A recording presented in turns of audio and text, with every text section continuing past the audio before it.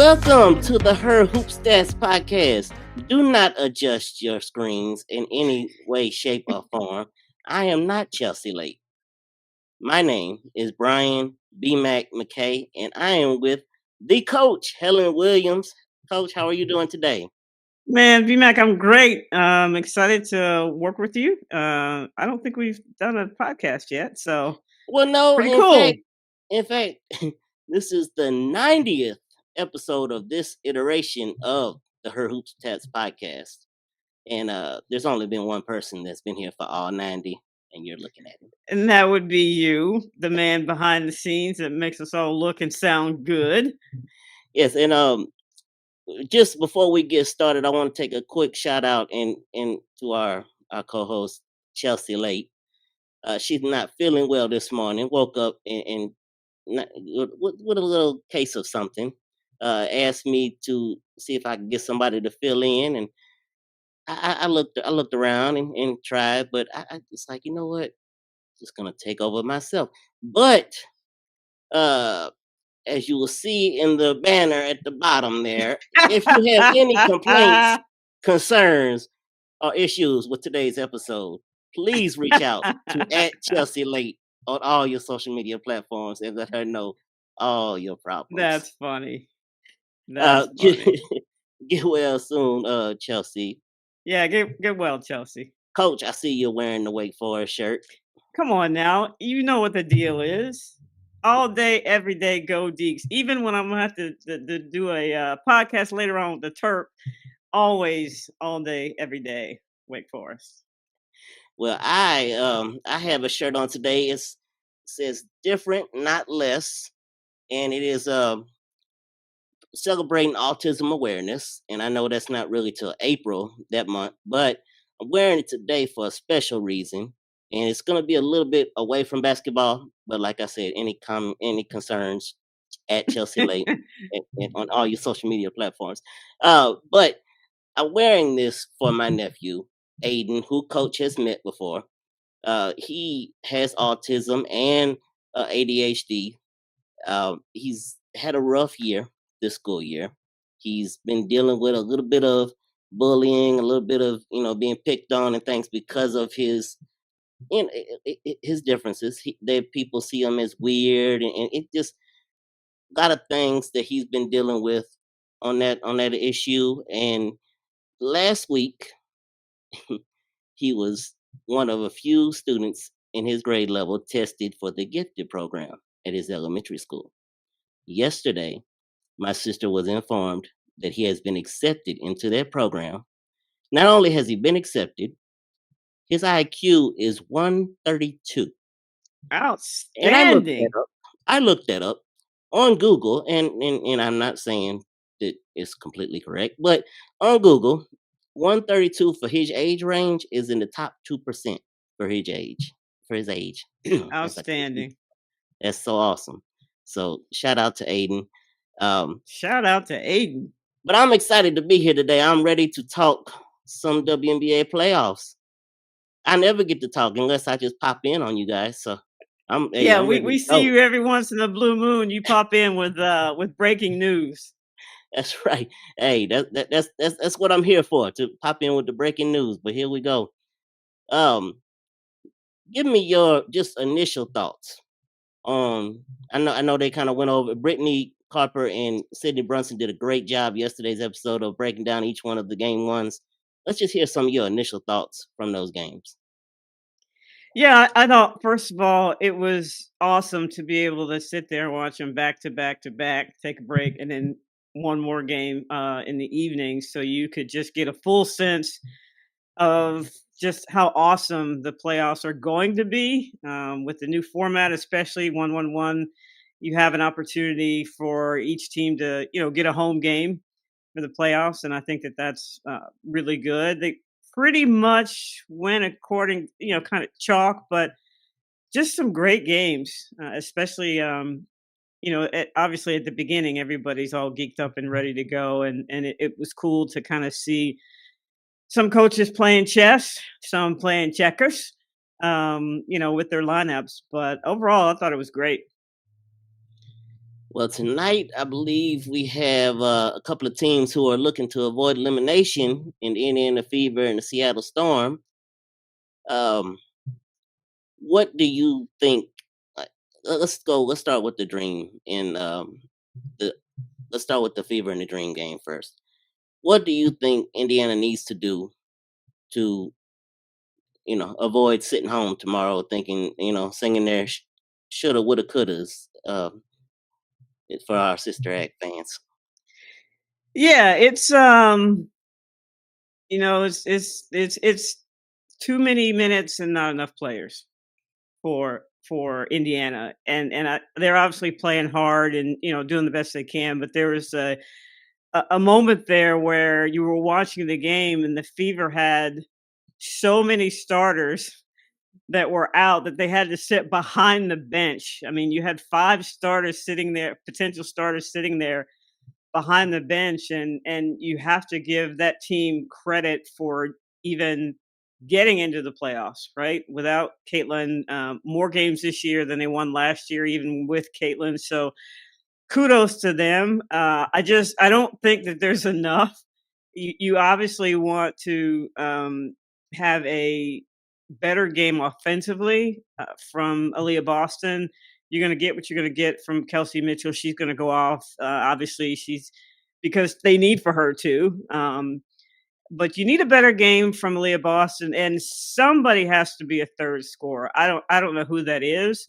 It hasn't been by committee so far, but you had obviously Odyssey Sims. She had 10 points, but even that, they need more scoring, and it's kind of hard to do if you don't have anybody that can play. And I think just the fact that they don't have enough players when they're trying to play really good defense, I think it just takes something out of you. And at some point, the cumulative impact of playing all those minutes, being beat up on, all the contact up and down, it's going to wear on you. And by the time you get to that fourth quarter, if you don't have the horses, it's really difficult. So I never say never, but I would be surprised if the Atlanta Dream didn't close it out. Yeah, Atlanta played. I mean, it's about as well as we've seen them play the other night with Ryan Howard and Alicia Gray both getting 20 apiece. Nas Hillman with 16 points, 9 rebounds, and two huge 3 pointers that I thought just pretty much clinched it. Because Indiana, they always make a run. And I think our co-host Tyler DeLuca wrote this on Twitter. He talked about how Indiana just doesn't go away, and they don't. They make their run and they make it interesting. And like you said, they just don't have the horses to get over the top. Yeah, and I think Atlanta. I mean, you just did all the offensive stats, and those are all great. But it was the defense, and I said a long time ago that was one of my five things you needed to win a championship was defense. They forced Indiana to a lot of to go really deep into the shot clock, and I think that that's uh, something that people don't really talk about a lot with Atlanta. They're a good defensive team. I mean, you can't get 40 points in the paint just only going to Brittany Griner, only going to Brianna Jones in the post. A lot of those are not your traditional paint points. They're from turnovers and fast breaks, and you get layups and things like that. So kudos to them on the defensive effort that they gave against Indiana. Right. And I'm glad you brought up the your top five for what teams need to do to win the championship. Again, I was supposed to bring that up at the beginning, but like I said, any comments, concerns, issues with this episode at Calculate on all your social media platforms. Poor Chelsea, poor Chelsea. Um, let's go to the second game of tonight. And what in your top five things that teams need to do to win a championship? What does Seattle need to do to get back in this series? Well, I mean, obviously defense is key. But I also think I looked at a stat. I thought this was pretty cool. Nneka Ogwumike and Skylar Diggins have scored 372 points on pick and roll, which I think is something that they need to do more. Now, obviously, they're going to be game plan to keep them from doing that. But you look at Seattle, and they're they're such a such an enigma. People say Jekyll and Hyde. It's it just you're looking at it from a coaching standpoint, and I'm thinking, okay, what can they do X's and O's?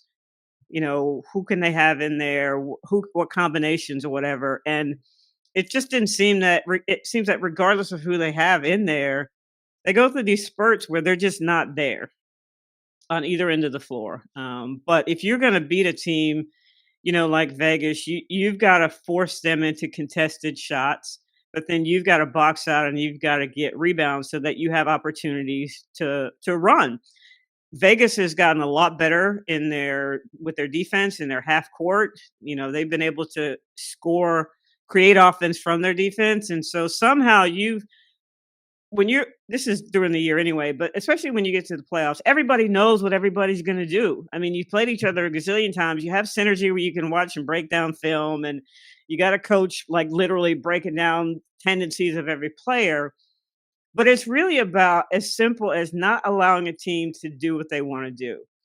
Don't allow somebody to come down, Asia Wilson, in the break and post up at the block. Don't allow her to. Now, let me preface this with everything I'm saying is a lot easier for me to say than for somebody to actually do. Right. But you just don't allow people to go where they want to go. If they're cutting, you got to put a body on them and move them off their space and try to mess up the angle so they don't have a good passing angle into the post. If someone's coming off a screen, you have to make the effort to make yourself skinny and get over the top. If it's somebody that can shoot, you just have to take that extra step on defense, and it has to be a collective effort and it has to be a consistent effort. And there's a mindset there, and that's why I say that's probably the most important thing that you need in terms of winning a championship. Yeah, and like I was going to bring up until I got to looking at the stats. I was going to bring up, yeah, and obviously they needed something more from in my mind. Before, like I said, before I looked at the stats and I saw that she had a double double, I was thinking to myself they need a little bit more from their baby, the rookie, Dominique Malanga. But she winds up with a double double, and I promise you, I watched the entire game, had no idea she had a double Yeah. double until I saw it in the stat line. But at this point, you should be relying on your veterans, right? Where's Ezzy Magbagor, right? Where is I mean, you had Gabby Williams just sort of making things happen on her own a lot in the game. And so there's where your veterans is supposed to come in. It's great that you have a Dominique Malonga, but this is her first playoff, right? This kid, what is she, 19?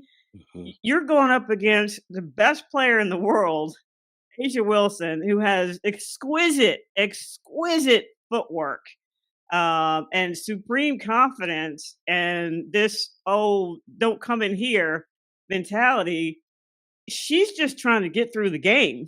I mean, to get a double double from her is phenomenal, but you cannot rely on her to win a basketball game. She's supposed to be in addition to, not in place of, at Right. this stage in her career. I mean, to me, I think Seattle just needs to make sure that Messy Bun Skyler shows up this evening because when she come, that's a whole different thing. They are a whole different mentality. Um, I don't want to go too deep into the other two games that happen on Wednesday because I know tomorrow's episode needs something to talk about. But I just want to mention the bench for Minnesota, how big they were in that game. And I think it was Natisha Heidemann and Jess Shepard who combined for 30 points off the bench. Just, I mean, you need your bench to travel, and I think they're going to travel and have a good shot at taking care of things in not quite Valhalla tomorrow, even though I know it's a sellout. Not the same as being in the Chase Center, or maybe it will be. We'll have to wait and see. It's I still hope going to be so because I loud. love the way Golden State has looked this year. What are your Yeah, I thoughts on think that? Minnesota's bench to me has grown over the course of the year because I said at the beginning of the year I thought New York had the best bench in the league, and at that time I think they did. And I think that bringing in Dejanay Carrington was huge for them. I think the emergence of Natisha Heidemann, and I was a bit ambivalent on her about her during the season. It wasn't that she was great. It wasn't that she was terrible. It was just she was just kind of there. But she has really raised her game in the playoffs, and become a huge part of that. And so their bench has grown to the point where Cheryl Reeve is trusting people. She didn't play Klianikova a lot. There's certain people she didn't play a lot because she didn't need to. But when as they get into the later, the next round, that she's going to have to start playing, a couple more people. But I think she's really satisfied with Heidemann, with Carrington, with Shepard. Those are three really good subs coming off the bench, and I think their bench has really grown over the course of the season. It's been nice to see because I didn't I said at the beginning of the year that they didn't have enough, but now I think they do.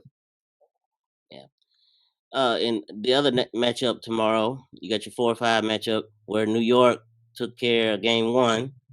They go back to New York for game two now, looking to close out the series without Brianna Stewart, maybe, possibly. Uh, Obviously, Satu Sabali is not gonna shoot the way she shot the other day. I mean, she's not gonna shoot like that all the time. So I think Phoenix will have that they could bring with them to New York. What other things do you see from Phoenix as they try to stay in this series? Well, I think that they need to continue the defense. I mean, they forced 21 turnovers. The only thing about that was that they only scored 9 points from those turnovers. So they've got to turn the turnovers into points on the other end. Simple things, just make the bunnies, make the bunnies, right? And then Kalia Copper scored 14, but she's capable of way more than that. So between her and Alyssa Thomas, there's always got to be a third scorer, right? Who is that going to be? Is that Whitcomb? Who is that going to be? Is that going to be Dewana Bonner? There's got to be a third double figure score for them. So I think that it's nothing that's earth shattering. But if you're going to play great defense and you're going to force 21 turnovers, you got to get something. Got to get something out of that. And then New York, just Jonquil Jones should never, ever, never, ever, never, ever, never, ever, ever, never finish a game in single digits. I mean, and so they've got to pay more attention to that. She's got to be more involved. I would suspect that if, Sabrina, if she can't play, then either way, Jonquil Jones need to be a focus, of that offense, at least to start with, to get her going. Well, I mean, if Stewart's not able to play, obviously they just slide in Ema Misamin and they keep it rolling. Yeah, I said Sabrina. I meant I, Brianna. Yeah, I, I, I think the thing with Misaman is, like, I love her on offense, high low, shooting three. She can spread the defense. Where I think she struggles and where people tend to exploit her more is on pick and rolls because she doesn't really.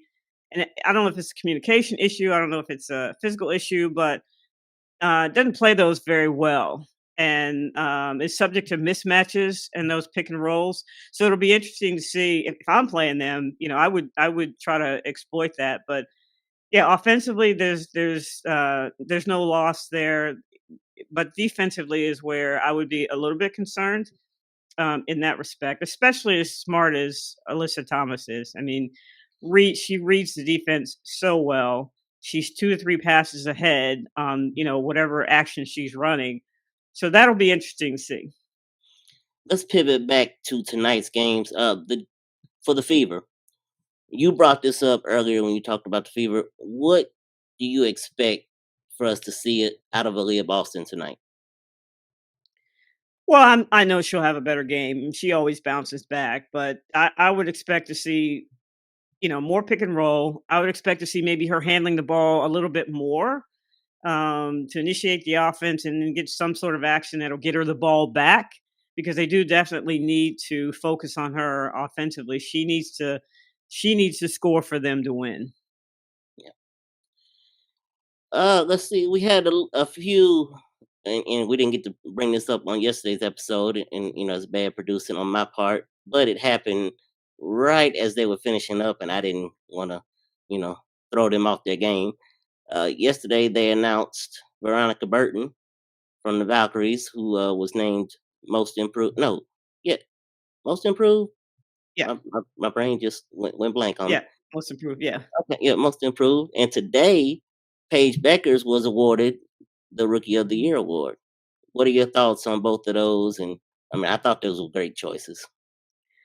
Um, I am not Veronica Burton's coach, never have been, but am so proud of her for the journey that she's had. I mean, she was out of the league for a minute, and to be able to come back and flourish and be provided an environment by that coaching staff, Coach Nakaste, you could just see her confidence um, growing throughout the season.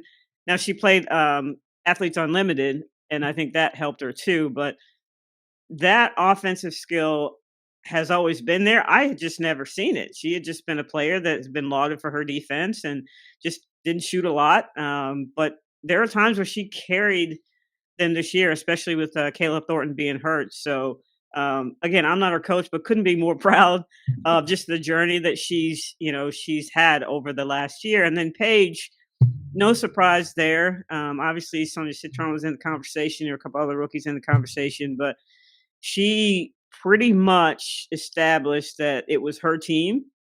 And what I liked about what she did this year, she never really forced anything, right? I mean, she was aggressive, but there's a difference between being aggressive and forcing things.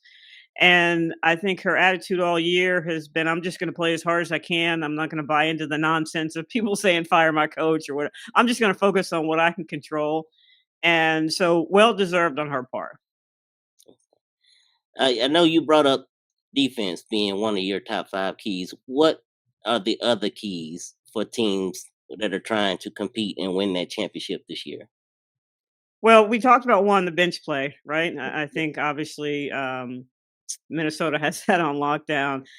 And health is a big one, as we've seen, with Brianna Stewart. And I think for me, that gives me some pause about New York being able to get to the finals.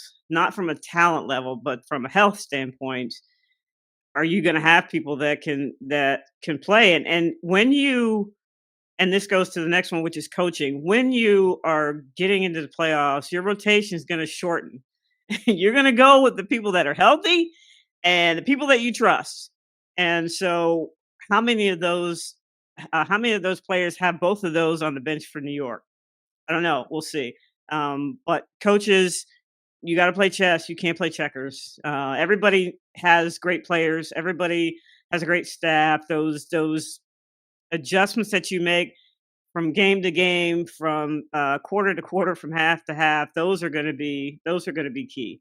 Um, and then you got to have some luck, right? That's huge, and that has to do obviously with, are your players healthy? Do you have everybody there? Do you have a call go your way one way or the other? Minnesota last year losing out overtime, call at the end of the game, like they have all 4 out of the 5. Can you get the 5th one? Luck, right? To win the championship. Pivoting away from for a second for the WNBA, in unrivaled news, with a few things that will happen, in accordance with their second season, they'll add two new teams, which will be 48 roster spots. They will start doing their player announcements on social media this coming Monday, September 22nd. And I love those last years. They kind of led up to the season with who was going to be in, who's going to be out. And the full roster reveals will be in November. There will be some play. This was a very small fine print on their announcement, but it said some players will remain with their teams and some will be with new teams, which I found very interesting. Yeah, I gotta give Unrivaled their kudos. They've done one of the best jobs for a quote unquote startup that I have ever seen in terms of how they rolled it out, in terms of how they approached it. I mean, they were smart. They got the TV contract first. And from that emanates any other marketing that any of the sponsorships or things that you're going to have. And they are a classic case study in business school. They've just done a tremendous job and garnered interest, and in their second year got another round of fundraising, and now I think their valuation is what, 340 or something like that. And I can't remember what they started off, but the ROI is just ridiculous for them. And so they've set out to do what they want to do, which is give players an opportunity to stay home and play and make good money. They are the template for some of the things that the WNBA needs to do in terms of what players need and want. And I love the idea, and I can't wait to see them play this season. All right, before we get ready to wrap this episode up with a bow, do you have any final thoughts on the games tonight? Uh it's Seattle and Vegas, right? And Atlanta and Indiana. I pretty much think Atlanta's going to close it out. Much as I would, the crowd for Indiana is going to be great and they're going to do their best, but I just think Atlanta has too much. And I think the good Seattle shows up because they're at home, but I still think Vegas is going to close it out.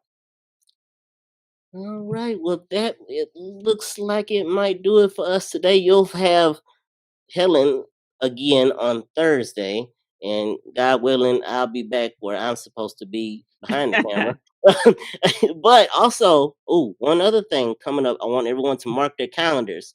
Thursday, October 23rd, Who Hoop Stats will be live from Vegas. As we will be covering the Mountain West and West Coast Conference basketball media days.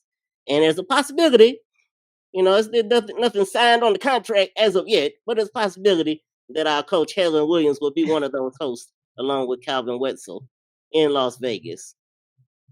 Looking forward to it. Absolutely. Be sure to subscribe to her Hoop Stats newsletter with some of the best insight out there. You have Andy Toolin's Treasures, which comes out every weekday.